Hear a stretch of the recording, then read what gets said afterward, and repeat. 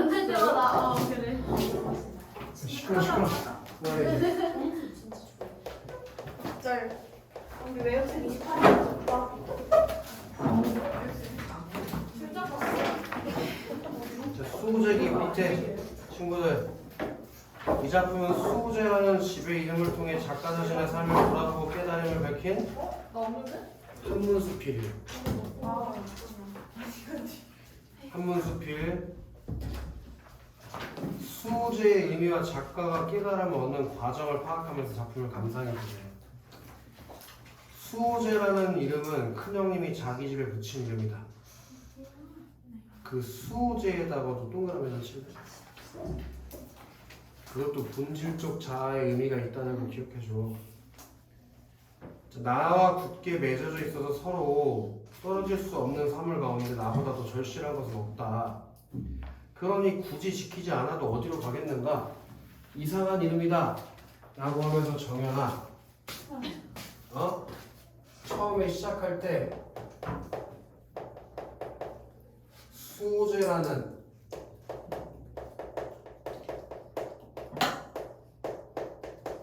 이름에 의문을 가지면서 글이 시작된다고. 왜 집 이름을 수호제라고 줬을까 하고, 근데 이 의문이라는 게 독자의 뭘 불러일으키는 효과가 있다고 했어. 독자의 관심을 유도하는 효과가 있다는 것까지 같이 기억을 해줘야지. 여기까지는 크게 어려움이 없지? 자, 내가 장기로 귀향 온 뒤, 거기 아마 표시가 돼 있어야 될 금비야. 내가 장기로 귀향 온 뒤. 그럼 장기로 귀향 온 뒤, 요건 뭘 나타내는 거라고 이 친구들? 이게 글쓴이의 처지를 드러내는 거라서 지금 귀향지에 온 거. 얘가 유비에 왔어. 거기 와서 할 게 없잖아, 유배지에서. 그래서 혼자 지내면서 곰곰이 생각해보다 하루는 이 의문점이 가의 밑에 두 줄이야. 이 의문점에 대한 해답을 얻게 되었다. 그러니까 장기로 귀향 온 뒤에 수호제라는 이름에 대한 의문에 대해서 뭘 얻게 됐다고? 깨달음을 얻게 됐다고. 해답을. 나는 벌떡 일어서서 말했다. 거기 아마 정상적으로 수업을 들은 친구라면 형광펜 쳐 있을 텐데, 얘가 얻은 깨달음이라는 게 이거였지. 천하 만물은 천하 만물 가운데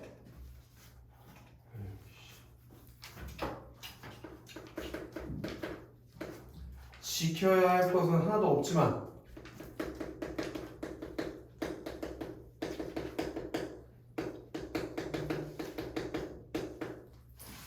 오직 나만은 지켜야 한다.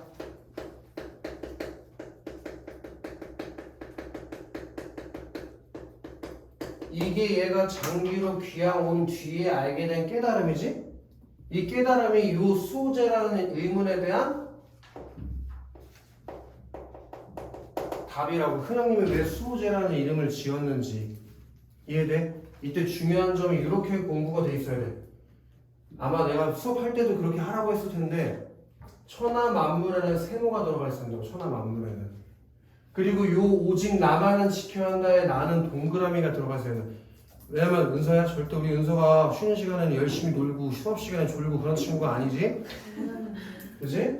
이 나는 왜 동그라미로 붙여져 있는 거? 얘는 본질적 자아에 해당하는 애라서 동그라미가 들어간 거야. 오케이? 자, 이 뒤에 내가 밭을 지고 달아날 자가 있는가부터 읽지 않을 거야. 거기에 밭, 집, 여러 꽃나무와 과일나무, 책, 그리고 옷이나 양식에 다 공통적으로 뭐가 표시되어 있니? 세모 표시가 있고, 그게 전부 다 뭘 나타나는 거야? 천하 만물에 해당하는 것들에다 세모 친 거 맞지? 얘네들은 전부 아까 얘가 얻은 깨달음이 뭐였어? 지킬 필요가 없는 거라며. 맞아? 그런 지킬 필요가 하나도 없다는 자신의 생각을 전달하기 위해서 어떤 방법을 썼냐고. 자문, 자답을 열거하는 방식을 통해서 자신의 생각을 구체화했다는 걸 까먹지 마. 그리고 그런 것들에 모두 나와 있는 거 예시도 있었다는 걸 잊으면 안 되겠지. 예시도 분명히 있었어. 그렇게 천하만물이 뭐가 있는지 예를 들어준 거 맞잖아. 그리고 걔가 지킬 필요가 없다는 걸 자문자답을 열거하는 방식을 통해서 이 생각, 천하만물 가운데 지킬 것은 하나도 없다는 생각을 구체화한 거라고. 이해돼? 무슨 얘기인지? 여기까지는 다 이해되고 있는 거 맞지? 이 뒤에 그런 데부터 내려갈 거야. 그런 데부터 다부터 여기부터 읽을게. 오직 나. 그 나에는 뭐가 들어가 있어야 되나? 동그라미가 들어가 있어야 되는 거지. 걔는 그 나는 뭐니까? 본질적 자아에 해당하는 거기 때문에 동그라미가 들어가 있어야 된다고. 근데 이 오직 나라는 것은 잘 달아나서 드나드는데 일정한 법칙이 없다. 아주 친밀하게 붙어있어서 서로 배반하지 못하는 것 같아도 잠시 살피지 않으면 어디든지 못 가는 곳이 없다. 이익으로 꿰면 떠나가고 위험과 재앙이 겁줘도 떠나간다. 마음을 울리는 아름다운 음악 소리만 들어도 떠나가며 눈썹이 새까맣고 이가 하얀 미인의 요연만 보아도 떠나간다. 그렇게 얘는 잘 붙잡지 않으면 쉽게 떠나간다는 걸 어떤 방법을 써서 표현했니? 예시, 열거. 이 예시와 열거를 통해서 나라는 존재가 쉽게 떠나가는 존재라는 걸 구체화해 놓은 거라고. 이해되나? 그래서 이 천하만물이랑 나랑 서로 뭘 이루고 있어? 대조를 이루고 있는 거지. 천하만물이랑 나랑 대조. 얘는 지킬 필요가 없는데 나는 쉽게 달아나기 때문에 지켜야 한다. 굳게 지켜야 한다고 해서 대조시켰잖아. 이해돼? 그래, 그러니 천하에 나보다 잃어버리기 쉬운 것은 없다. 어찌 실과 끈으로 묶고 빗장과 자물쇠를 장가서 나를 굳게 지키지 않겠는가 해서 무슨 법도 나왔어? 서리법. 여기 분명히 서리법이 나왔어. 그 서리법을 통해서 나를 굳게 지켜야 한다는 자신의 생각을 강조하고 있다고. 이해돼? 자신을 굳게 지켜야 한다. 나를 굳게 지켜야 한다는 생각을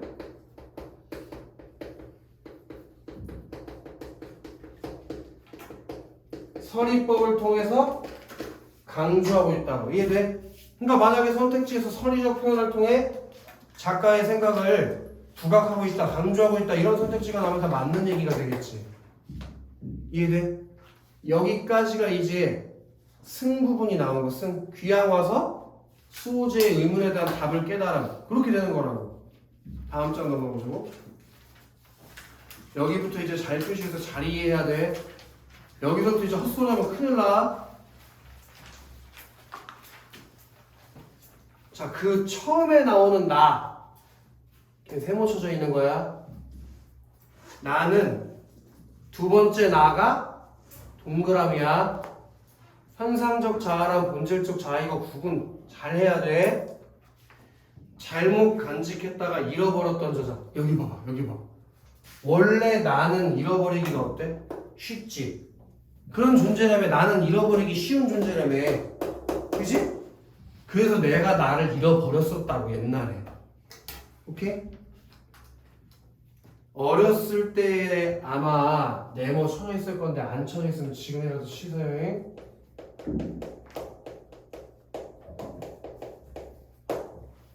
어렸을 때 과거가 좋게 보여서 10년 동안 과거 공부에 빠져들었다. 그럼 어렸을 때 뭐 했는지 정리돼 있으면 되잖아. 어렸을 때 뭐 했다고? 10년 동안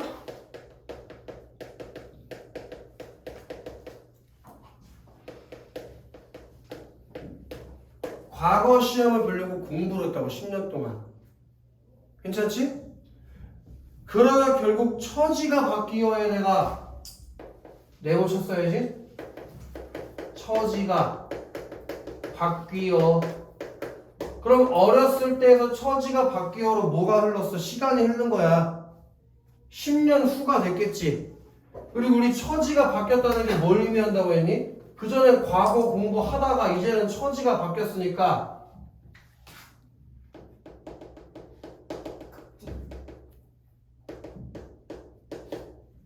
장원의 급제에서 벼슬을 하게 된 거겠지. 과거에 급제한 거. 그래서 조정에 나아가 얘 지금 표시 밑줄 안 쳐져 있으면 쓰레기다. 별표를 치든지. 별표로 게임. 검은 사무건대 비단 도포.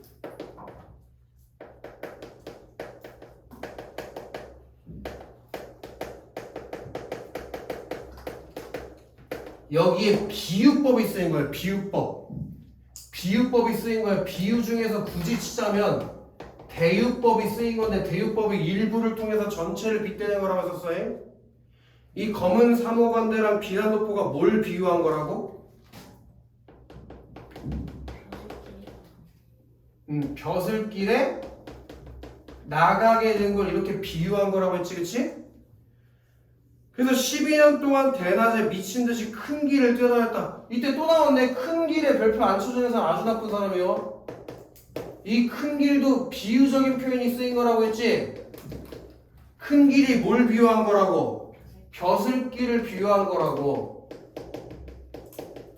그럼 이렇게 되면 처지가 바뀌어서 얘가 12년 동안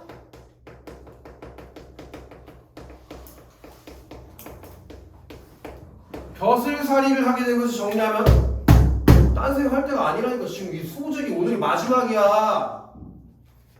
어렸을 때 10년 동안 과거 공부했고 결국 과거에 급제해서 12년 동안 벼슬살이를 했다고. 옛날에. 그럼 지금 옛날 일을 뭐하고 있는 거야? 회상하고 있는 거 아니야? 과거 회상? 그러다가 여기도 가로가 열려 있어야 되는데 또 처지가 바뀌어.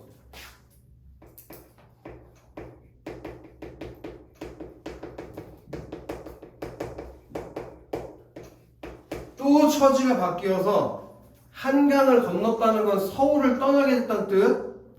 그리고 문경세제를 넘게 됐다는 건 경상도 지역으로 들어가겠다는 뜻이야. 문경세제가 경상도 지역하는 문이거든. 그래서 결국에 친척과 조상의 무덤을 버리고 곧바로 아득한 바닷가의 대나무숲, 그게 어디라고? 장기 유배지라고. 유배지, 귀향지. 거기에 가서 멈추게 되었대. 그러면 또 처지가 바뀌어서 이제 어떻게 된 거니? 귀향을 가게 된 거지. 귀향을 가게 된, 장기로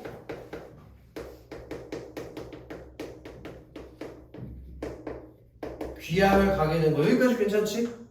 그때 여기가 중요해. 또 나에게 물었다. 여기 귀향지에 와가지고 나에게 물었대. 그 나에게 물어봤다는 게 뭐 하는 게 중요한 건데? 자기 성찰. 자기 성찰이 이루어졌다는 게 중요한 거지. 근데 그 자기 성찰을 어떤 방식으로 했다고? 자기 스스로에게 물어보는 자문의 방식으로. 그럼 이렇게 되는 거지. 장기로 귀향 와서 뭐 했다고? 자기 성찰을 하게 됐다고. 자기 성찰. 근데 무슨 성찰이나 볼까? 너는 무엇 때문에 여기까지 왔니? 여우나 도깨비에게 홀려서 왔니? 아니면 바다 귀신이 불러서 왔니? 네 가정과 고향이 모두 초천. 그 초천이 고향이라고 했어. 거기 있는데 왜 본바닥으로 돌아가지 않니? 그러나 나. 이 나에 세모가 쳐져 있어야 돼. 이 나는 현상적 자아라고 했어. 나는 끝내 멍하니 움직이지 않으면 돌아갈 줄 몰랐다. 그러면 자기 성찰을 했지만 자기 고향으로 돌아가지 못했다는 건 성찰 결과 아직 나를 되찾지 못한 것이. 나 잃어버렸잖아. 즉 벼슬에 미련이 남았다는 거야. 벼슬에 미련이 남아서 귀향지에서 다시 고향으로 돌아가지 못했다고. 괜찮지 여기까지? 얼굴빛이 보니 얽매인 곳. 그 얽매인 곳이 어디라고 했어? 벼슬이라고 했잖아. 얽매인 곳이 있어서 돌아가고 싶어도 돌아가지 못하는 것 같았다. 그래서 결국 붙잡아. 친구들, 미련이 남았었는데 결국 붙잡았다고 했지. 이게 누굴 붙잡은 거라고?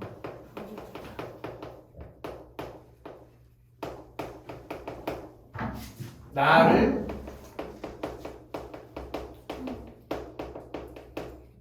여기 장기로 귀양 와서 나를 붙잡겠다고, 즉 나를 되찾았다고 잃어버렸었는데 뭐 하면서 잃어버렸는데? 여수님께 나가서 나를 잃어버렸었는데 이 성찰 과정들을 통해서 결국 나를 붙잡게 됐다고. 이때 둘째 형님도, 여기도 시험에 많이 나와. 이때 둘째 형님, 내가 귀양 갔을 때 둘째 형님, 얘 큰 형님이 수호제라는 이름을 붙인 사람이잖아. 그지? 둘째 형님도 나를 잃고 나를 쫓아 남의 집안으로 왔는데, 쉽게 얘기해서 둘째 형님도 뭘 가게 됐다?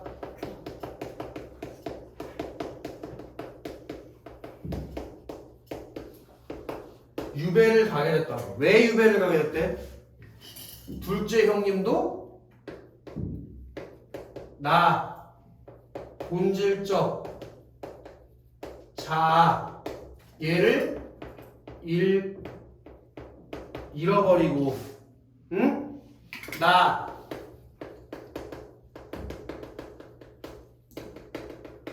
현상적 자아를 쫓아서 여기 유배에 오게 됐다고.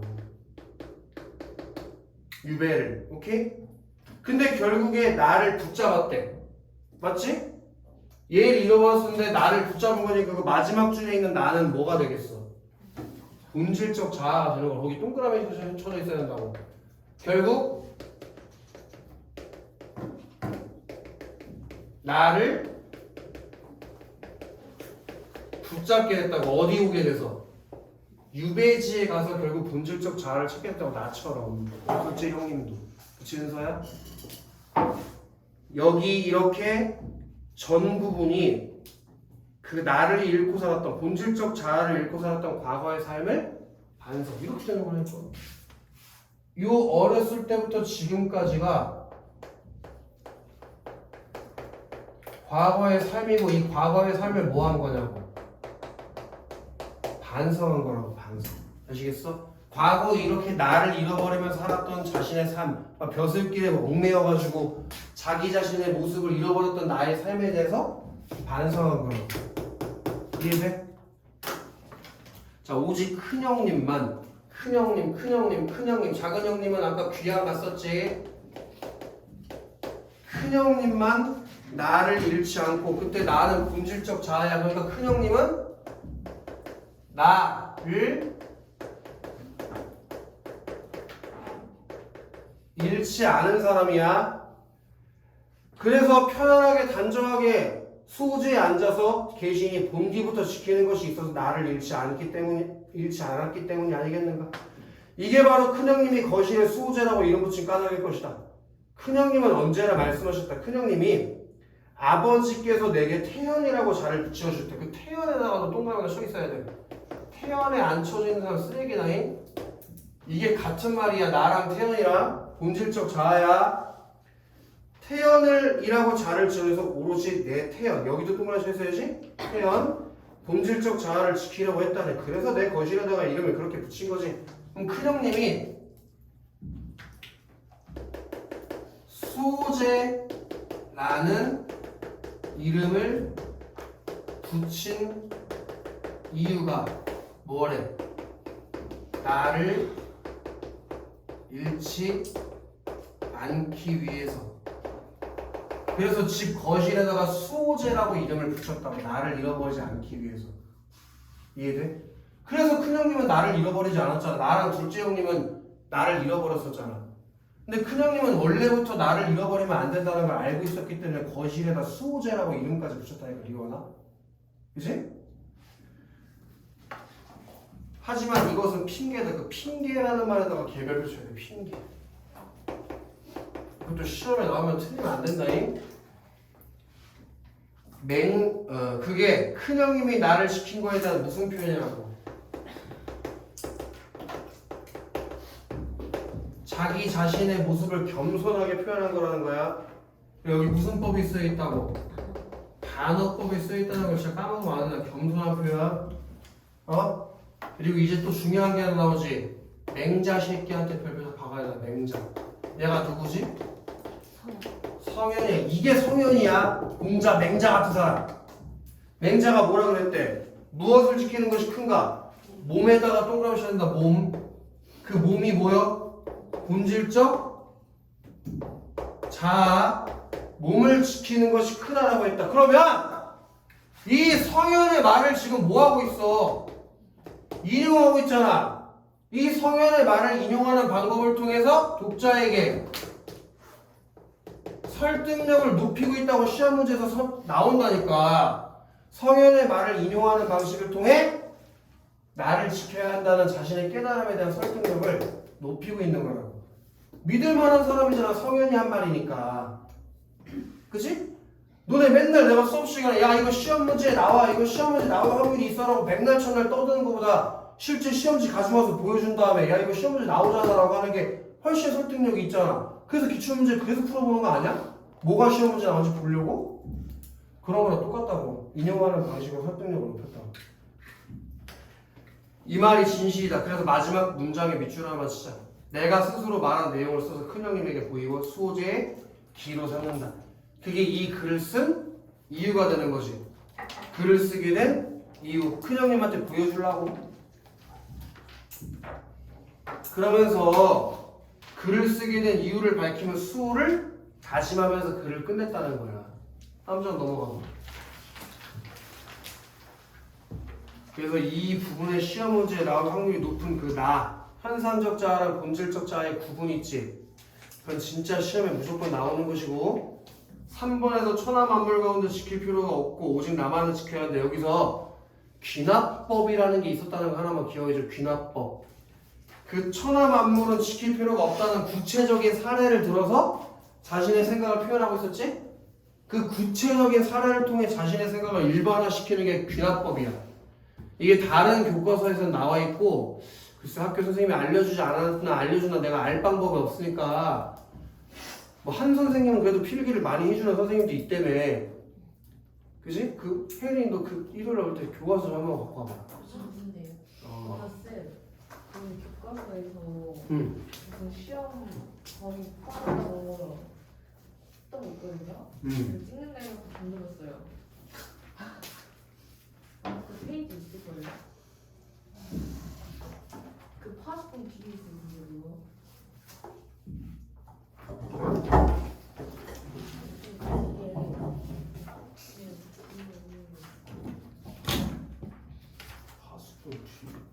전문가가?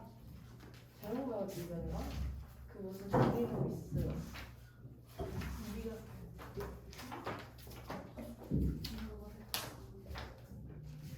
이거? 이거 아니에요? 혼자 찾아봐. 여기 있다. 이거요. 아 맞아 그거였습니다. 필기도 좀 있어요. 오케이 이거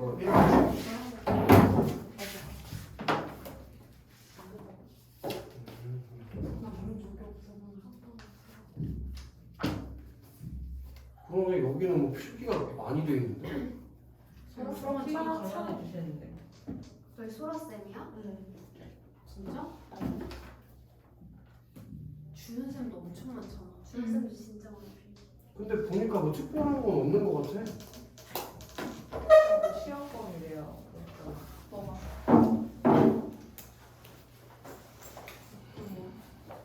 쉬운 거 있으면.